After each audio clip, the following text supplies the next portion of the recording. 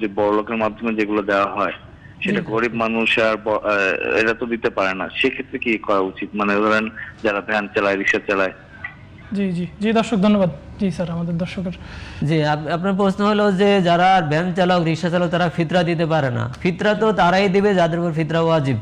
জি এটা আমরা যারা রোজা রেখেছি এবং আমরা যারা এই যে যারা ভ্যান চালক, রিক্সা চালক, তারা যাতে করে আমাদের সাথে আনন্দে শরিক হতে পারে, জি এই জন্য ফিতরা রাসূলুল্লাহ সাল্লাল্লাহু আলাইহি ওয়াসাল্লাম ওয়াজিব করেছেন প্রত্যেক ওই লোকের উপর যার কাছে ঈদের দিন সকালবেলা নেশাব পরিমাণ সম্পদ থাকে, জি। 7.5 তোলা স্বর্ণ অথবা 12.5 তোলা রূপার বা সমপরিমাণ সম্পদের মালিক, তার উপরেই সাদকাতুল ফিতর ওয়াজিব। এটা যাকাতের জন্য 1 বছর হওয়া শর্ত, ফিতরার জন্য 1 বছর হওয়া শর্ত না। ওই দিন ঈদুল ফিতরের নামাজের আগে যদি কেউ মালিক হয় তার জন্য ওয়াজিব। সুতরাং যে রিক্সা চালক বা ভ্যান চালক বা আমার শ্রমিক ভাই বোন বা আমার মাঝি মৎস্যজীবী, তারা যাদের এই ধরনের সম্পদ নাই, অর্থাৎ 7.5 তোলা স্বর্ণ বা 12.5 তোলা রূপো নেই, তাদের উপর ফেতরা দেওয়া ওয়াজিব না। সুতরাং তাদেরকে ফেতরা দিতে হবে না, অর্থাৎ তার সমর্থবান হতে হবে। জি জি।